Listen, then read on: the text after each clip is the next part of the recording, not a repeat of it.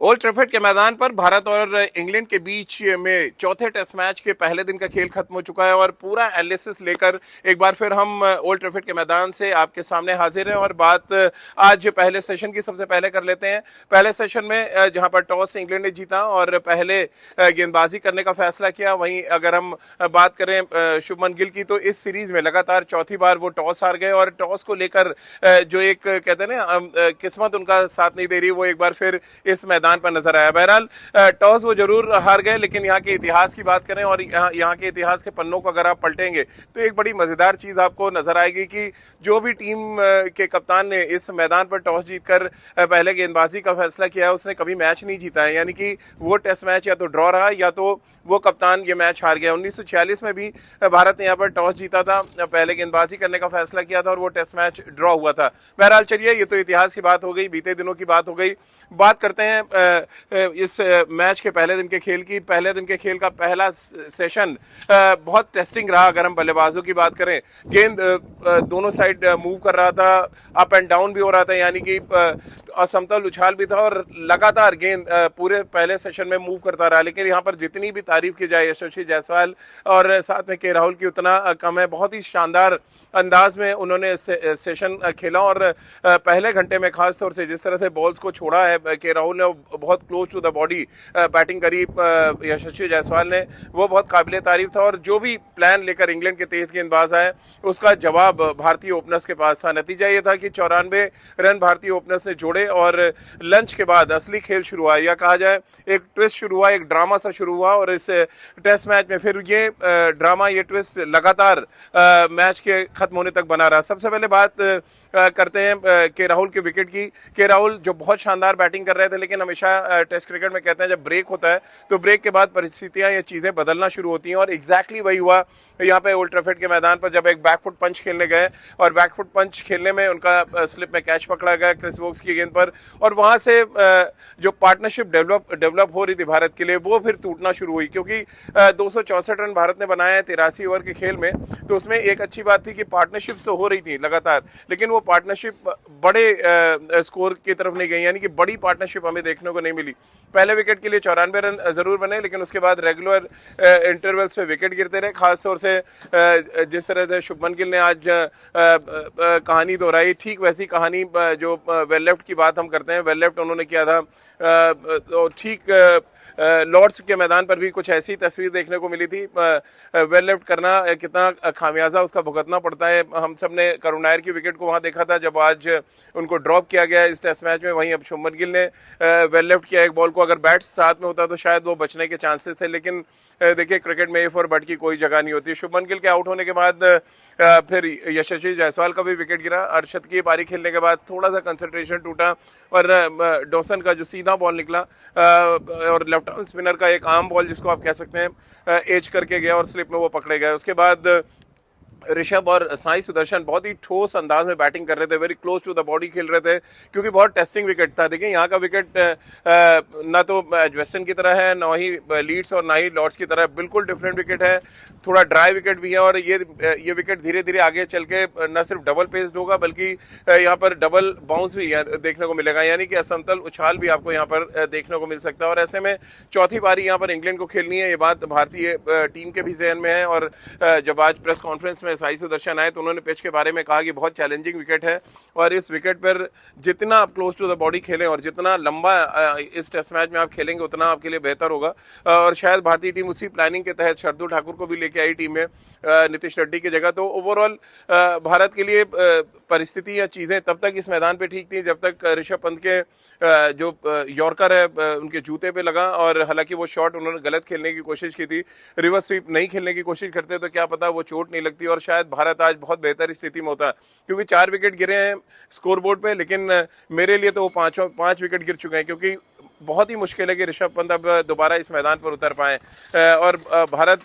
बहुत ही मजबूत स्थिति में होता अगर ऋषभ पंत बल्लेबाजी करने लायक होते, लेकिन जिस तरह से प्रेस कॉन्फ्रेंस में साई सुदर्शन ने बताया कि स्कैन हुआ है उनका, इंजरी पर पूरा अपडेट जब स्कैन की रिपोर्ट आएगी उसके बाद ही पता चल पाएगा। लेकिन कुल मिलाकर भारतीय टीम के लिए ऋषभ पंत का चोटिल होना, बैक टू बैक ये दूसरा मैच है, लॉर्ड्स में उनके हाथ में चोट लगी, यहाँ उनके पैर में चोट लगी है, ये कोई बहुत अच्छा साइन नहीं है अगर हम भारतीय टीम के लिए बात करें। 3 विकेट गिरे लंच और टी के बीच में, और टी के बाद जितनी तारीफ यहाँ पे बेन स्टोक्स की जाए शायद उतना कम है। लगातार शॉर्ट पिच गेंदबाजी उन्होंने की, साई सुदर्शन को उनके पेशेंस को टेस्ट कर रहे थे और उनकी टेक्निक को भी टेस्ट कर रहे थे, और अंत में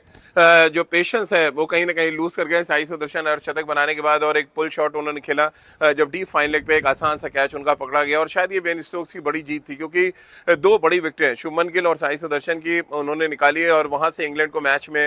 वो वापस लेके आए। और शायद ही दोनों टीमें बड़ी सुकून में होंगी। एक तरफ जहां इंग्लैंड की टीम ये सोच रही होगी कि टॉप ऑर्डर उन्होंने वापस पवेलियन भेज दिया है और एक बैट्समैन इंजर्ड है, तो 5 विकेट एक तरह से इंग्लैंड ने निकाल लिए, और रन भी बहुत ज्यादा, ऐसा नहीं कि बहुत तेजी के साथ रन बने हो, बहुत टेस्टिंग कंडीशंस थी जहां पर बल्लेबाजों को एक एक रन बनाने के लिए जूझना पड़ा।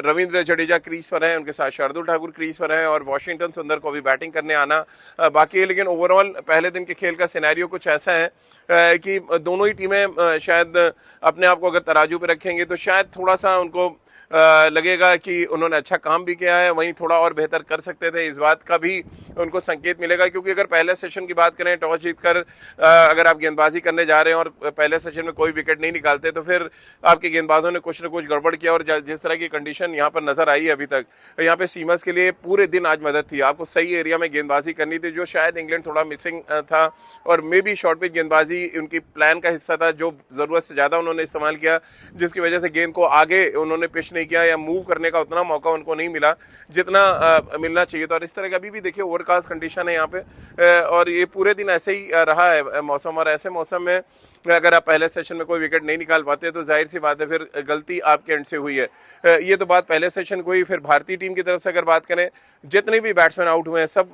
डबल फिगर में जाके आउट हुए, यानी कि सब 10 अंक में गए, सबको बहुत अच्छा स्टार्ट मिला, लेकिन किसी भी बल्लेबाज ने कन्वर्ट नहीं किया उसको कि एक बड़ा शतक हम देखते हैं। और शायद एजबेस्टन, लॉर्ड्स और अगर यहाँ की बात करें तो यही बड़ा फर्क आपको नजर आएगा, क्योंकि एजबेस्टन में शुभमन गिल ने 100 किया, फिर 200 किया, फिर 250 किया, और वो जो 350 450 का फर्क होता है वो फर्क तभी आता है जब आपका कोई एक बैट्समैन बड़ा स्कोर करे, यानी कि 150 प्लस रन बनाए, तभी आप जाके बड़े स्कोर के बारे में सोच सकते हैं। तो पहले दिन ये दोनों तरफ से कुछ खामियां नजर आई हैं, और दोनों ही टीमें जब टेस्ट मैच के दूसरे दिन आएंगी यहाँ पर ओल्ड ट्रैफर्ड के मैदान पर, तो जाहिर सी बात है ज्यादा बेहतर प्लानिंग के साथ आएंगे और ज़्यादा डिटरमिन होंगे इस बात को लेके कि एक इंग्लैंड है एक तरफ जहां उनको चौथी पारी खेलनी है, भारत ये सोच के आएगा कि इस टेस्ट मैच में जितना लंबा वो बैटिंग कर सके, क्योंकि यहाँ पर देखिए बैटिंग करना धीरे धीरे बहुत मुश्किल होता चला जाएगा। जिस तरह से हमने प्रेस कॉन्फ्रेंस में सुना, कमेंटेटर्स को सुन रहे थे कि डबल पेस विकेट होगा और यहाँ पर थोड़ा बॉल ऊपर नीचे होना शुरू हो जाएगा टेस्ट मैच के तीसरे दिन। तो एक बड़ा चैलेंज है मुझे लग रहा है भारतीय बल्लेबाजों के लिए, बाकी बचे हुए बल्लेबाजों के लिए, और इंग्लैंड के लिए चैलेंज थोड़ा आसान इसलिए लग रहा है कि सुबह से ही उनके पास नई बॉल अवेलेबल होगी, यानी कि सुबह जब आएंगे यहाँ पे जोफ्रा आर्चर आएंगे, कार्स आएंगे और उनके साथ बेन स्टोक्स होंगे, तो नई गेंद के साथ वो जरूर शार्दुल ठाकुर पे दबाव बनाने की कोशिश करेंगे। और उसके बाद रविंद्र जडेजा है, वॉशिंगटन सुंदर, और फिर हमारे जो 3 पेसर्स हैं जिनमें अंशुल कंबोज यहाँ पर डेब्यू करेंगे, उनके लिए एक बहुत बड़ा दिन था। उनको जब कैप दी गई और 318 नंबर की कैप अंशुल कंबोज को दी गई, यानी कि टेस्ट क्रिकेट खेलने वाले भारत के लिए वो 318 नंबर के खिलाड़ी बन गए हैं। तो अंशुल कंबोज के लिए भी बड़ा दिन होगा। टेस्ट मैच के दूसरे दिन गेंदबाजी उनकी आएगी और ये पिच शायद उनको सूट करेगी, इसी वजह से उनको यहाँ पे मौका दिया गया प्रसिद्ध कृष्णा के ऊपर। तो जिस तरह का मुझे लग रहा है कि बॉलिंग अटैक हमारे पास है, अगर हम 400 के आसपास तक पहुंचने में कामयाब रहते हैं तो एक बड़ा तगड़ा हमें टेस्ट मैच देखने को मिलेगा जहां पर एज हमारी टीम ले सकती है। तो कुल मिलाकर अभी हाल फिलहाल अगर हम बात करें पहले दिन के खेल खत्म होने के बाद जो मैं आपको रिपोर्ट दे रहा हूँ, उस रिपोर्ट में इतना कहा जा सकता है कि भारत थोड़ी बेहतर स्थिति में और हो सकता था अगर ऋषभ पंत को चोट नहीं लगती, और बेहतर स्थिति में हो सकता था अगर किसी बल्लेबाज ने यहाँ पर अपने स्टार्ट को कन्वर्ट किया होता बड़ी पारी में, लेकिन ऐसा हुआ नहीं है। वहीं इंग्लैंड की तरफ से बात करें तो इंग्लैंड थोड़ा सा संतुष्ट इसलिए होगा कि उन्होंने 4 बैट्समैन आउट किए हैं, 1 बैट्समैन इंजर्ड है और फिर उसके बाद टेल शुरू हो जाएगी वाशिंगटन सुंदर के बाद। तो उनके पास लगेगा उनको कि एक मौका है कि इंडिया को 350 के अंदर रोका जाए और उसके बाद जिस पेस में इंग्लैंड बैटिंग करता है, हालांकि वो ऐसी विकेट नहीं है जहां पे आप जाते ही बड़े बड़े शॉट्स खेलेंगे और रन बनाएंगे, लेकिन उस पेस में जिस खेलते हैं वो, अगर अपने अंदाज में उन्होंने खेला तो फिर मे भी एक बड़ा चांस इंग्लैंड के लिए भी बन सकता है। अभी टेस्ट मैच पूरी तरह से खुला हुआ है। पहले दिन के खेल खत्म होने के बाद ये कह पाना बहुत मुश्किल है ओल्ड ट्रैफर्ड के मैदान से कि किस टीम के पास एज है और कौन सी टीम यहाँ थोड़ा आगे नजर आ रही है। ऋषभ पंत, मैं बार बार कह रहा हूँ, ऋषभ पंत अगर फिट होते तो मैं भारत को एक बड़ा एडवांटेज देता, लेकिन अभी क्योंकि वो बल्लेबाजी नहीं कर सकते हैं, ये मैच इवेंटली पॉइज्ड है, यानी कि पहले दिन के खेल खत्म होने के बाद दोनों ही टीमें टेस्ट मैच के दूसरे दिन के पहले सेशन में आके एक दूसरे पर प्रेशर बनाने की पुरजोर कोशिश करेंगी। तो पहले दिन के खेल की तमाम हलचल के साथ फिलहाल ओल्ड ट्रैफर्ड के मैदान से हमारी इस खास पेशकश में फिलहाल इतना ही।